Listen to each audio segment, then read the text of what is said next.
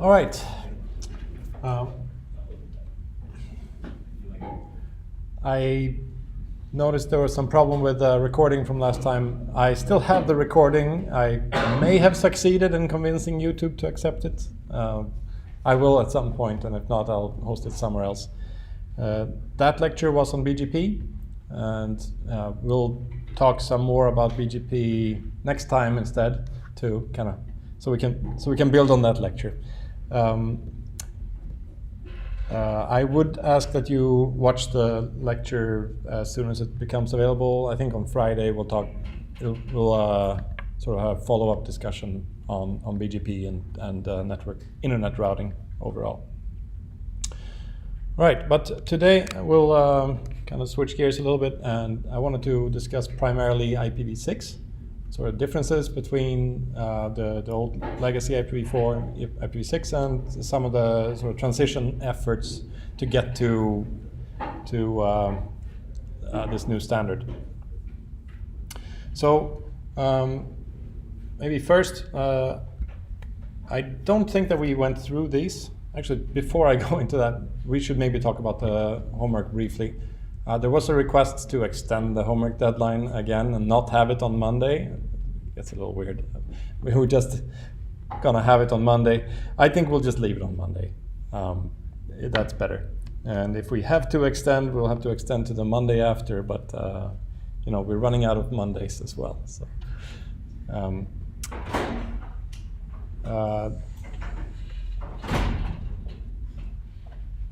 In terms of sort of design, software design for this homework, I thought one interesting sort of aspect of this is how do we convince the application to send enough bytes.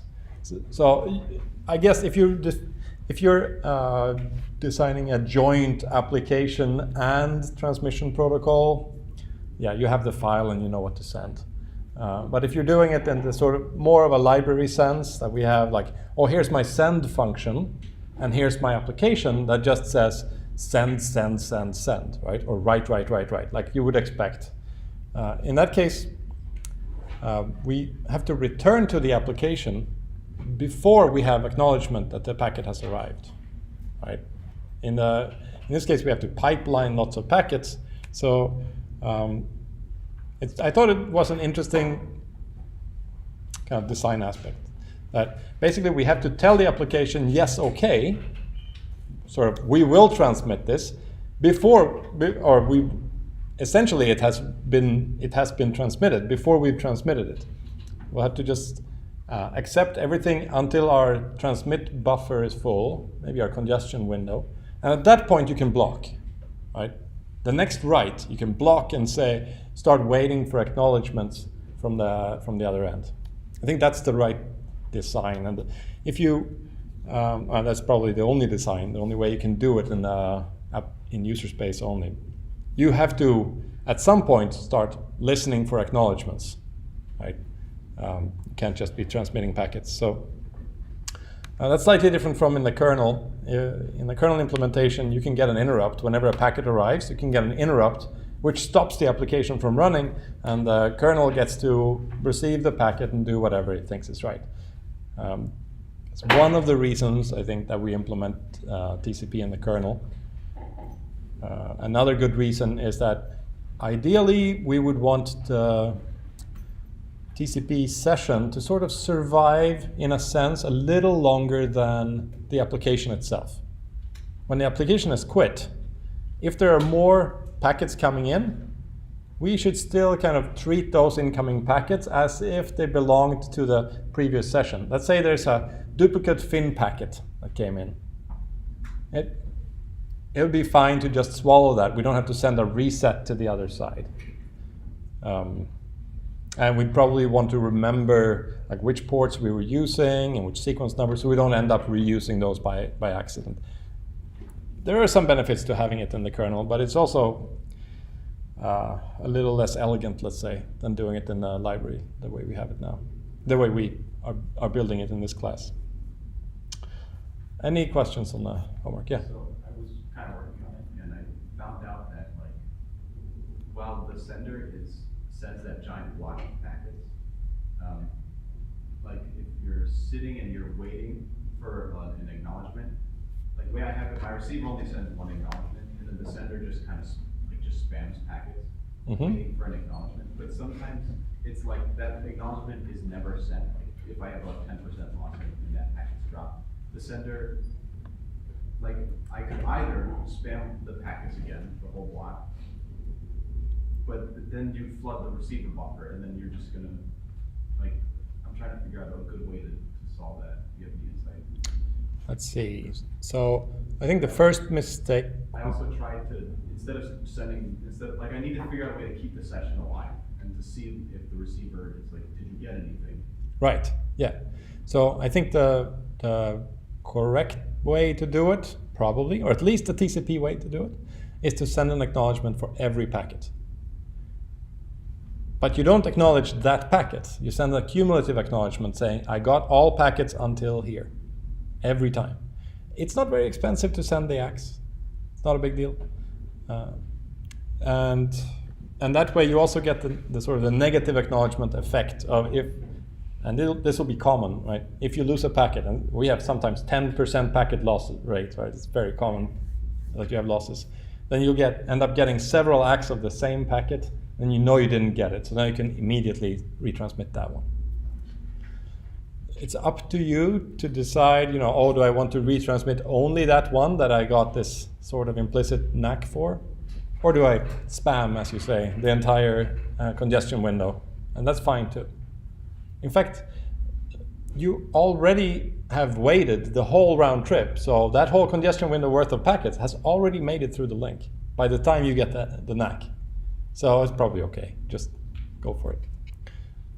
There's a little bit of waste there. There was an option that you could consider doing is selective acknowledgement, where you say, I have everything up to here. Oh, and these 5, right? And that's an option available in TCP. I don't know how impactful it'll be. It's more important on a high loss link like ours, high loss, high latency link. You might beat TCP, Yeah. So I was just wondering, for keeping track of the congestion window, would it be best to, so say I have 10, my size is 10 packets, would it be best to just load 10 packets worth of data from the file into memory on the sender side, or would we constantly update where we are reading from in the file based on the... Yeah, okay, so in terms of elegant design, definitely don't want to be rereading stuff from the file. Right? In terms of efficiency, in the end, it's actually in memory already. It's going to be sitting in a file cache somewhere, so it probably doesn't make such a big difference. If you were really trying to hit it, it would make a big difference. But yeah, what I would suggest is that you have your application part of the code loop through the file and reading, one MTU at a time, 1460 bytes or whatever it is, and just transmit that over and over. And then on the library side, you are getting a send call. And when you get a send call, you either block because you don't have any room in the congestion window, or you transmit this packet and add it to the congestion window for waiting for the ACK to come. So when we're resizing the congestion window, how would we? Because like if we realize that we can send more, then we want to make the congestion window bigger. Yeah. What would we? How would we? Right. So you want to treat the two like the window in terms of memory allocation separate from the size, which is just like a number. So you may have some outstanding packets that were transmitted before you shrank the window, and don't just discard them. But other than that, whenever you grow the window, you're just doubling the number, right? Mm-hmm. And the only effect of the congestion window size is whether we should or should not block when we get when the application says, send another packet. Question is, should we send it or should we not? Right? And so if we have fewer outstanding packets than the size says, then just send that one too, add it to the window. Yeah, so my concern was mainly like if we got a cumulative ACK back, so like if I'm on packet like 16, and then I get an ACK back and says, oh, I only got up to packet 9, then I'm gonna have to go back to packet 10. send those, so should I just keep them loaded in memory? Yeah. Congestion window, or I guess we shouldn't call it really the congestion window. Let's call it the transmission buffer, right? You have a transmission buffer with all the outstanding packets. And you block the application from giving you anything more because the congestion window is full. Like the transmission buffer has some packets in it. The congestion window number says we shouldn't be sending anything more, right? So now we're just waiting to drain some of that stuff out of the transmission buffer so that we have room under the window limit to send another one. Okay. Right? That makes sense. All right. I think you were first. Yeah, so what were you talking about before, where like if you get a packet that was like already received, then you send an ACK that's like the current packet instead? Like, Yeah, right. so, but then you would be sending multiple ACKs for the current packet, and then wouldn't that be read as a dropped packet? Let's see. So on the receiver side, whenever we receive a packet, we should acknowledge the byte after the, let's see, it's the best way to put this. So we want a consecutive reception, right, of everything. So we've received consecutive bytes up to k. Always acknowledge k plus 1, saying, yeah, I'm ready for k plus 1. If you received like k plus 100 and up, but not k plus 1 to k plus 100, still acknowledge k plus 1. That way, we're not acknowledging the fact that we received anything else. We can maybe use it later. Like you can leave that in your receive window. So when you get that gap filled, you can acknowledge everything all the way up here so that the sender knows, like, okay. And so then, like, once that gap is filled, should you just send an ACK for the latest packet, or like everything in between those 2 points? Everything that you actually have consecutive, that you've delivered to your application through the receive calls, I guess. Actually, it doesn't matter what you've delivered, but what you can deliver. Like I have everything consecutive up to this number, just ACK plus 1. So you just need that one ACK to tell it that you got everything, then, right? That's true, but it would be better every time you receive a packet to ACK.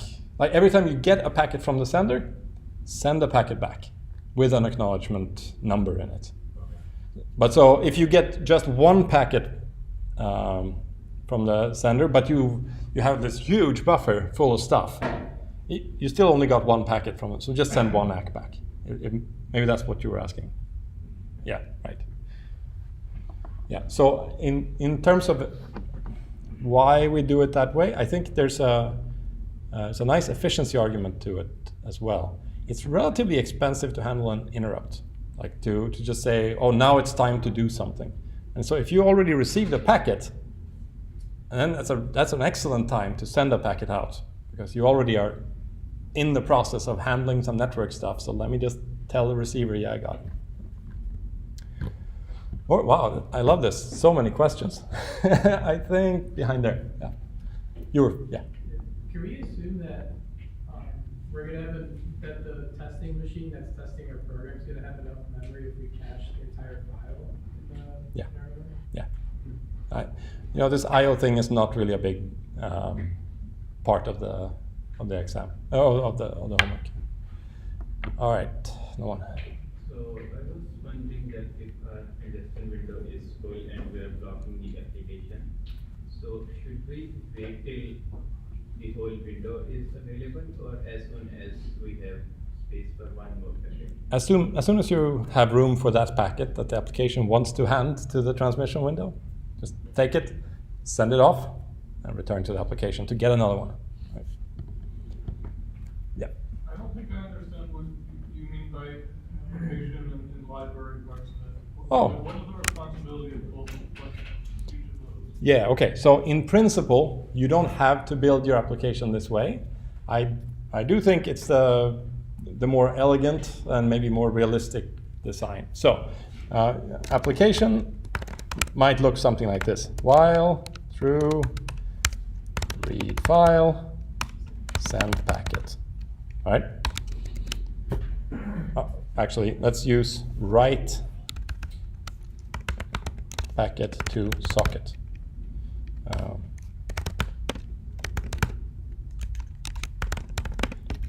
right? Something like that would be a reasonable networking application. And then, so in the library, the interesting one is this write packet function, right? So now we're getting a packet in, so it says socket and a packet. And the socket doesn't have any significance beyond our library. The socket is basically like a set of state that indicates something about what we've done so far. It'll have to include our transmission buffer and the congestion window and such, right? So actually,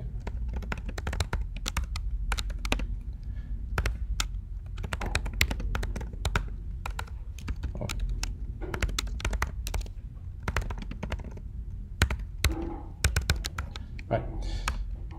Okay, so now we're given a packet from the application. It's just the one packet. Application doesn't say how many more packets are going to come or if it's done or anything like that, right? It might at some point, maybe it'll say close. So in here, what does it look like? It's probably going to be UDP send the packet, add to TX buff packet. Okay, and it'll be something like this first. If room in TX buff. Let's go like this instead.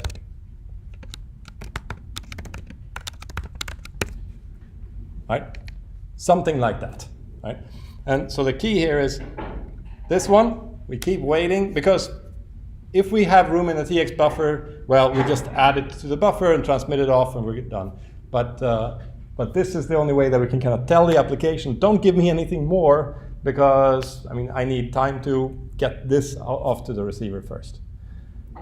It wouldn't be very elegant if the library used infinite memory.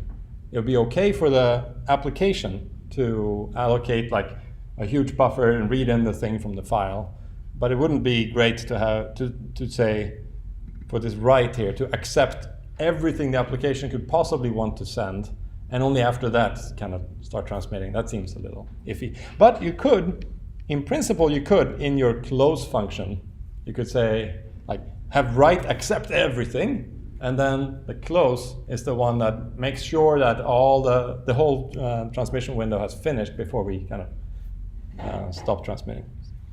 Or say, return from close. Of course, if this application was a two-directional application where you kind of write something and then wait for a message back from the receive client saying, yes, I got everything or whatever, then that'd be a natural other place to kind of keep trying to drain the transmission window. Okay, was there one more question somewhere? Or shall we? Yeah. Adding on to what he asked, could you just take the contents of a file and kind of store it into a vector and just take all that logic and just get it out of the way at the beginning of the application? Let's see. Can you take all the remake your packets. You just shard the file and just make your packets right away, and then you just focus on implementing the second word. Yeah, it's in principle you could use lots and lots of memory and store the entire file in memory in little IP packets pre-made. It doesn't give you anything particularly useful, I think, and it is a little ugly. You don't need it, right? You only need a congestion window worth of buffer. So why not have this thing in there? But yeah, you could, in principle, get rid of that one and put it in here, right? And then I think that would, in this case, since we're sending a bulk file, it would result in the same behavior. Okay, cool. That was great. Let's talk about some addresses and IPv4 and IPv6. I realized that we hadn't really gone through this kind of the IPv4 address space, what it looks like. It's not all that exciting. It's 32 bits, of course, but there are a few sort of reserved chunks of this space that you may have seen, and it would be good if they're if you know what they're up to or what they're about. All right, so the most important ones that we see all the time would be the 10/8 unroutable address space, the 127/8, that's the local host even. You know why they decided to use an entire /8 for one machine beats me, but you can't route those addresses.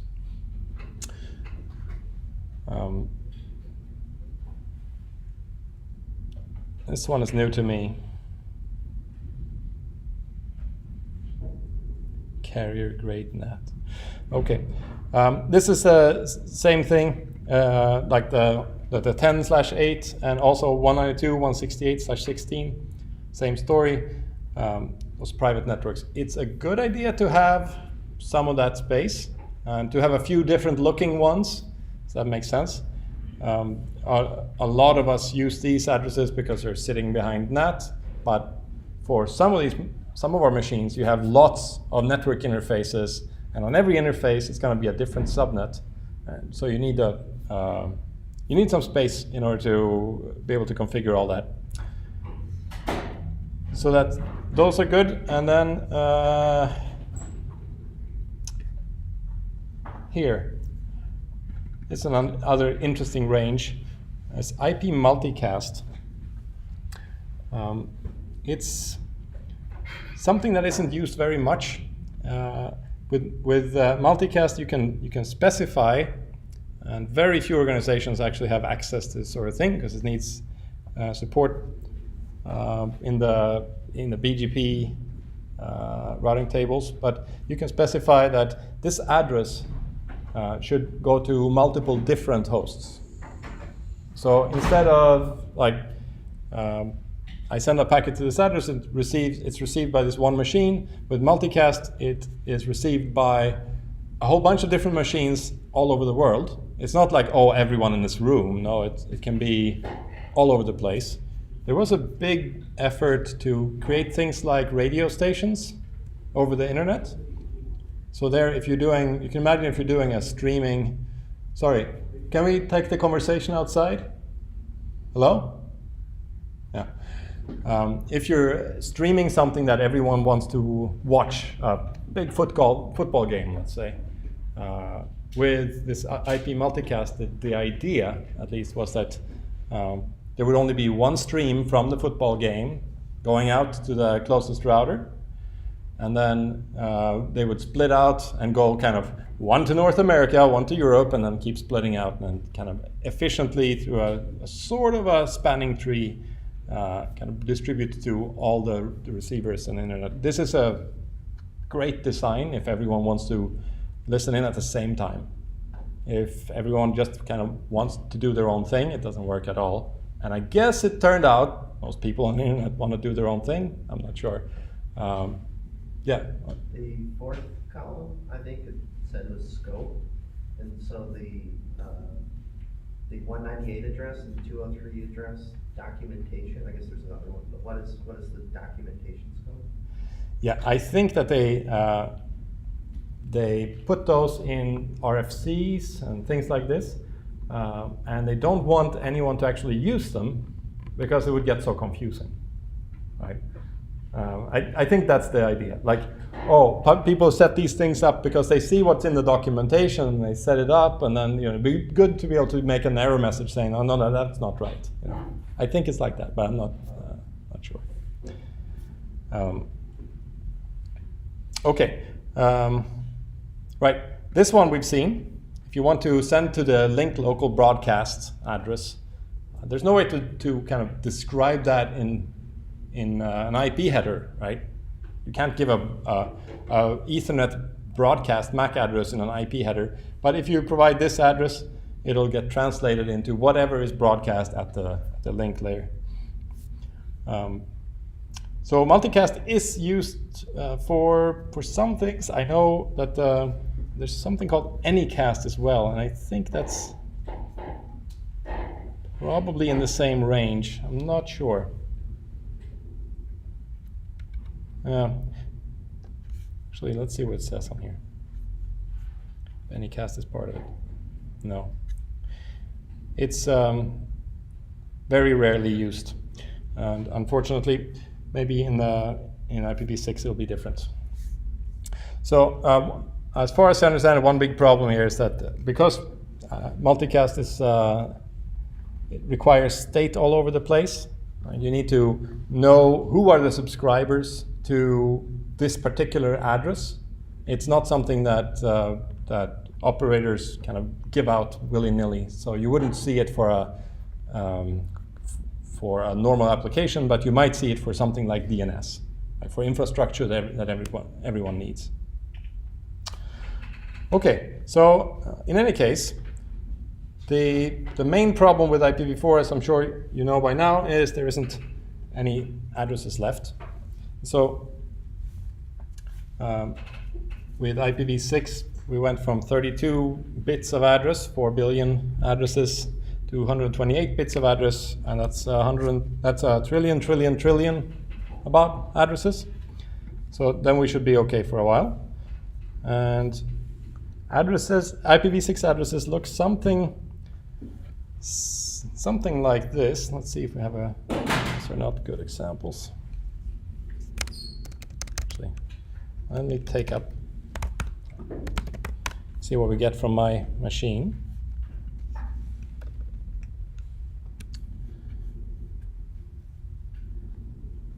One of them should be, okay, so this is good. So here's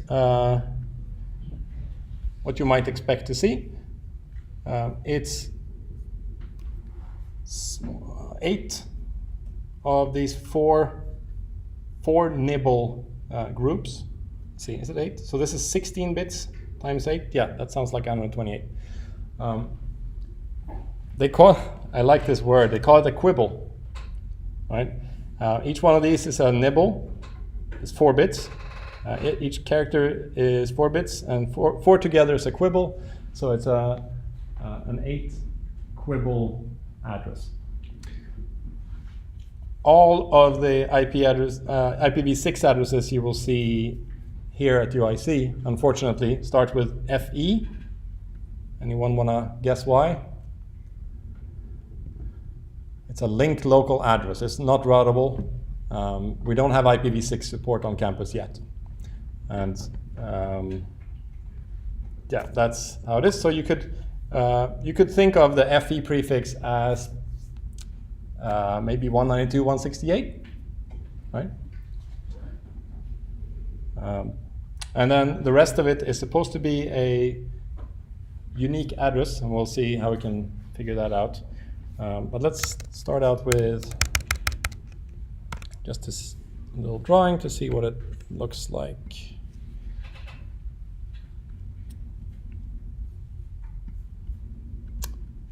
What is this? Oh, that's a different class.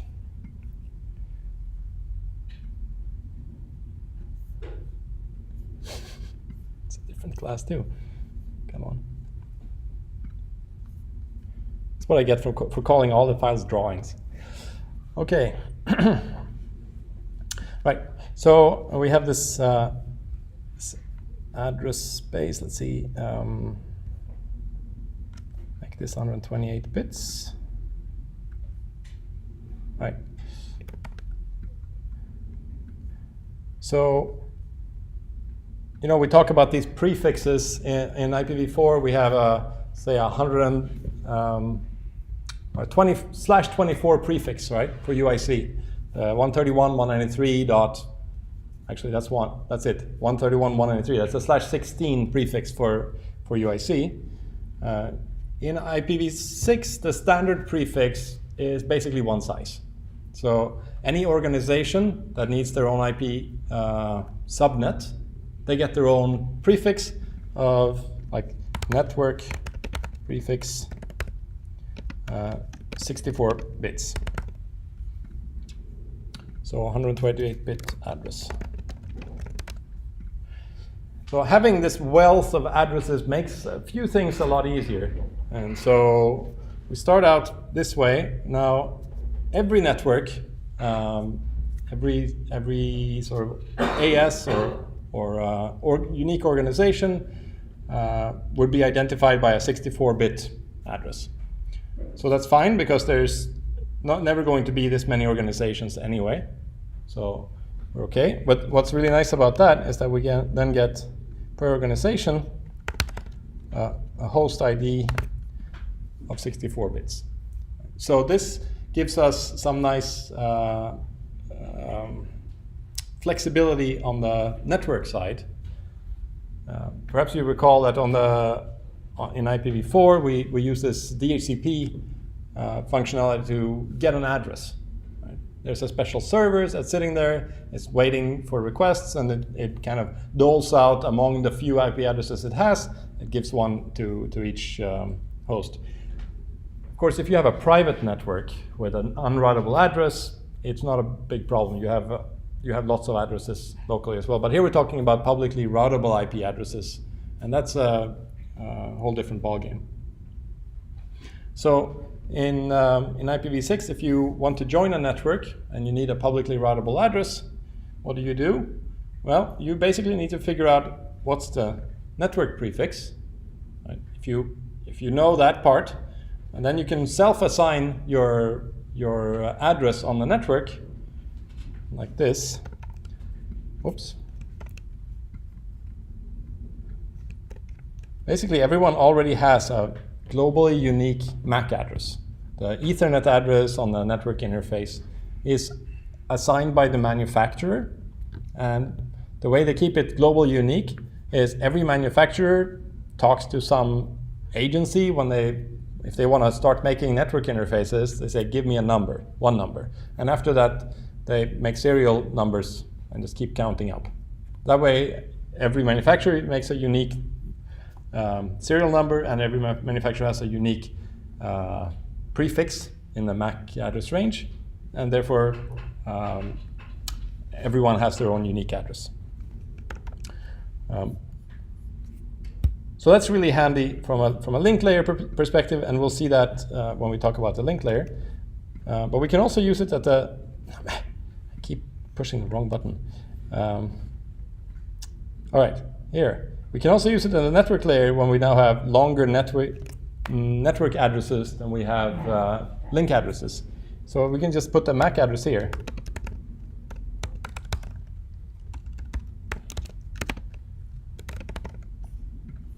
And we still have room for any other shenanigans we want.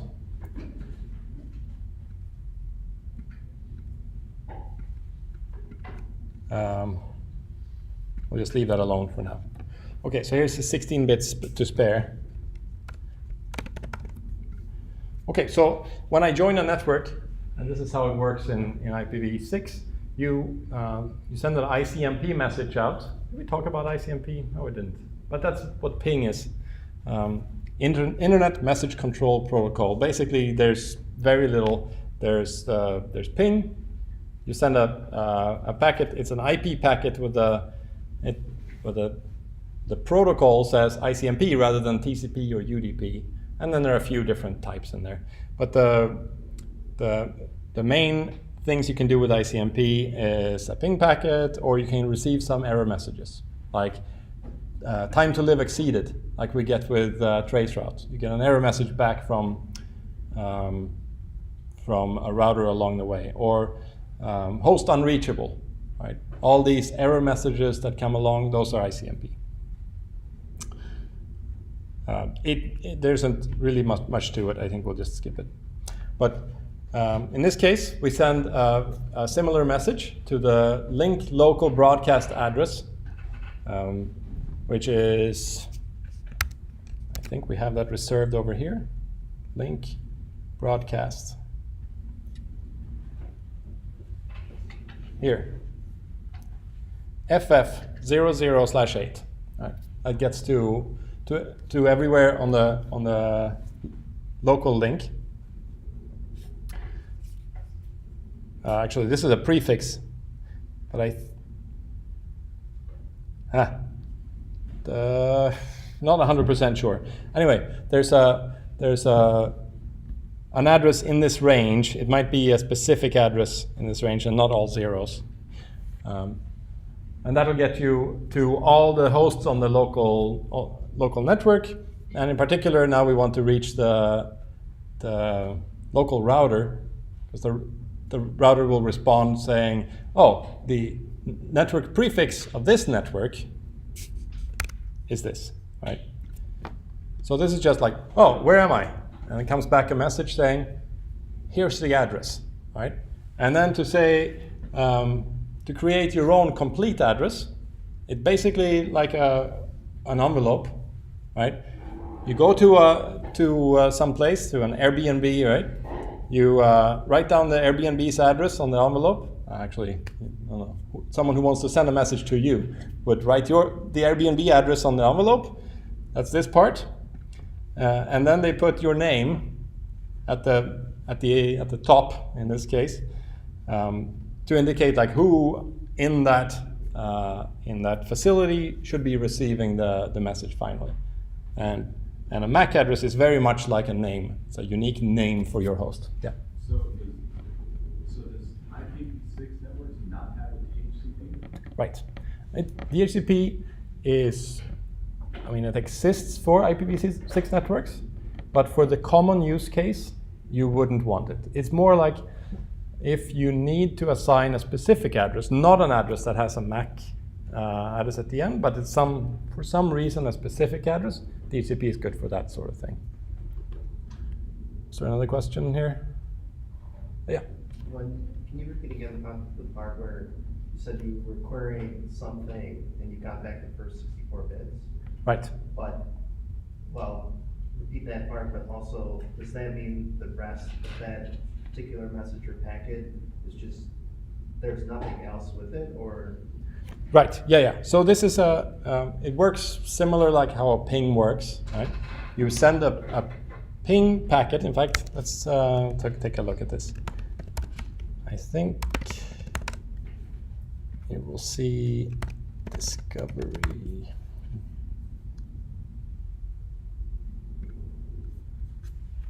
All right, so here it is. Basically, you send I think it's this one, a router solicitation. So you say like, oh, who's the router on here, right?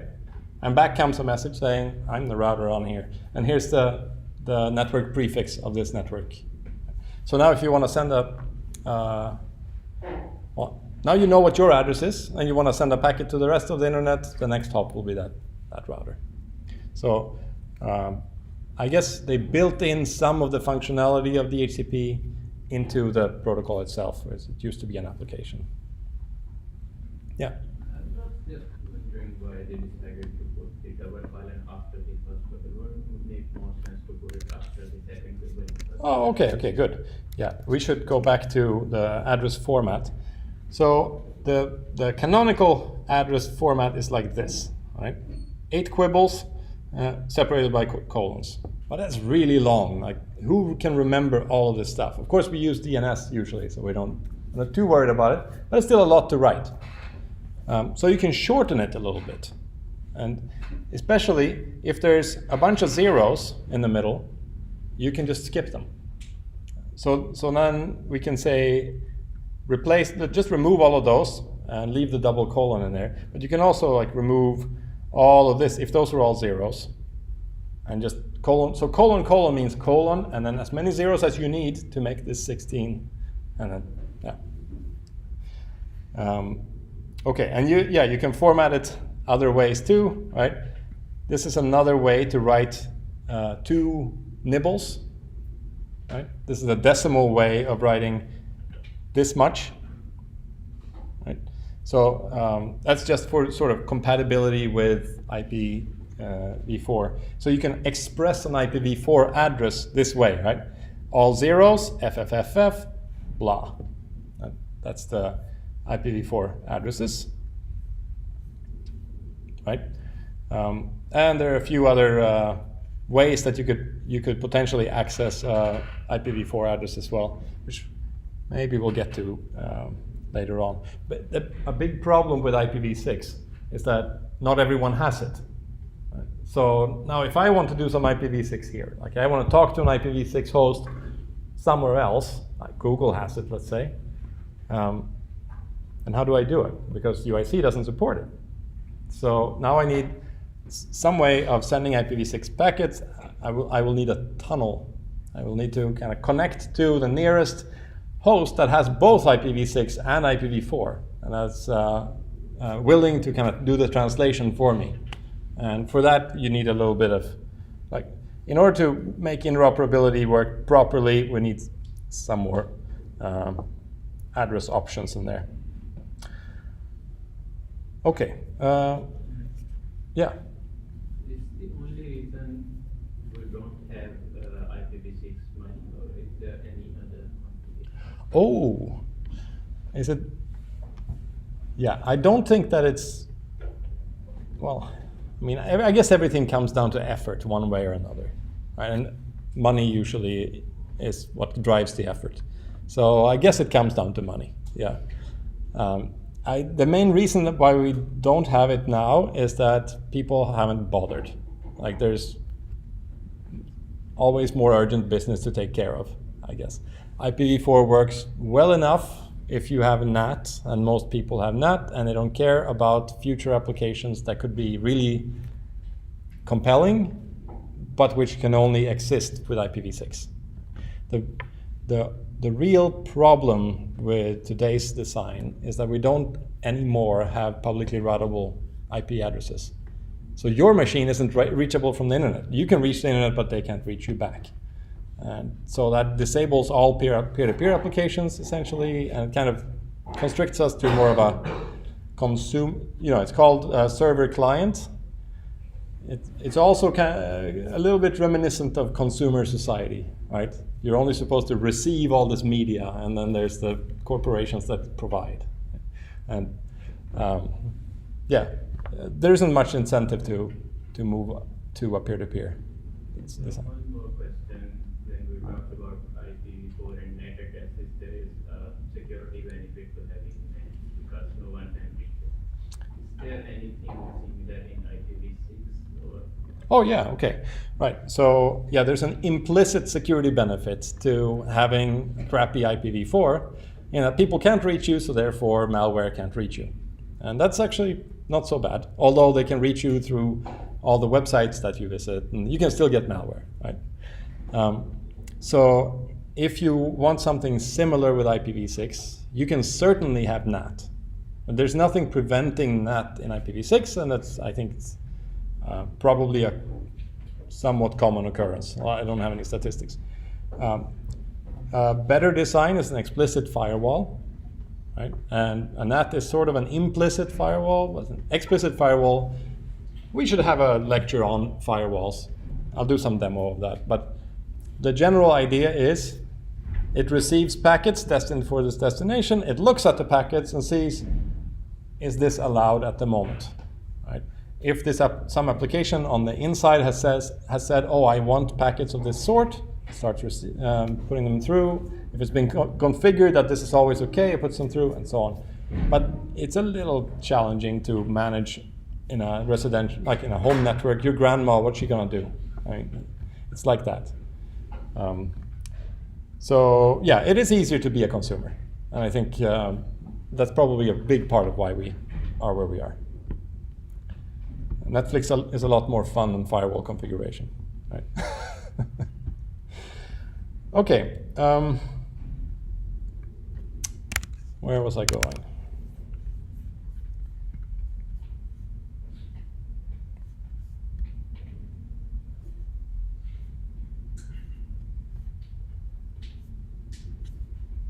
Come on. Right. So we should probably take a quick look at what the headers look like too.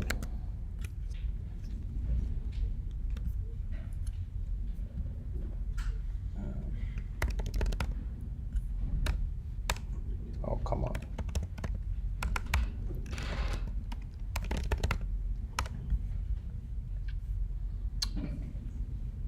right? So it's longer. In IPv6, of course, we have 16 bytes of address. I need 2 of them, source and destination. But they've shaved out a whole lot of things that weren't really used in IPv4 because people thought they were clever initially, but then they weren't actually used so much, so why bother? I think one big one is that the checksum isn't there. The checksum was bothersome because you keep updating this TTL field. The hop limit is what we have here. The time to live, right, in the IPv4 header. You're supposed to decrement it by 1 every time you go through a router. And when that gets decremented, the router has to recompute the checksum. So there's work to be done. And it was easier this way. They still have to decrement the hop limit to know that, oh, this packet has gone too far. We have a hop limit because you might end up, occasionally, with an infinite loop, right? Some poor configuration. It'd be much better if packets didn't live forever just flying around this infinite loop. So hop limit kind of takes care of that. And then you get a message back, ideally. You might get a message saying hop limit exceeded, back to the original host, and you can tell that something's wrong as opposed to just nothing happening. Not a whole lot else. Oh yeah, this is pretty nice. You can send very large packet with IPv6. The largest packets in IPv4 was 65 kilobytes because of the length field. It's only 16 bits. So now we have 32 bits. We can send 4 gigabyte long packets. Why would we want to send 4 gigabyte long packets? Any ideas? Space? What kind of space? Maybe data coming back. I mean, are we talking about like interstellar space? Are we talking about? No, I was talking about like rovers or something. Rovers. Like, Right. Okay. Yes, that sort of thing. No, that's probably not why. It's if you have a very fast link, and links will only get faster. Like imagine 20 years from now, how fast are these links? And so now you want to download your like 18G TV picture, right? And it's good if it's 1 packet per screen, because you're going to have it at 1,000 hertz, right? So, well, it makes sense. I mean, why bother with all of these things for every little bit when you're downloading petabytes of data? Right. So they want to future-proof this thing. It makes sense. Yeah. But the larger the packet, the more chance for degradation. If you're sending smaller pieces, you can, and there's no checksum, right? Right. So isn't that? So checksum should really be done at the end, on an end-to-end basis anyway. So certainly TCP has one and should have a better one than it does. You're absolutely right that the larger the packet, the bigger the chance that one of the bits in a packet will go wrong. Usually they don't anyway. So I guess there's a trade-off there. And who knows what things will be like 100 years into the future. And this really ought to survive at least for 100 years. It's a huge bother changing it. We've been trying now since the 90s, right? And it still hasn't really happened. So let's not do it again for a while. Right? Okay, so I think next time we'll talk some more about BGP, and I'll also do some firewall demos and that sort of thing.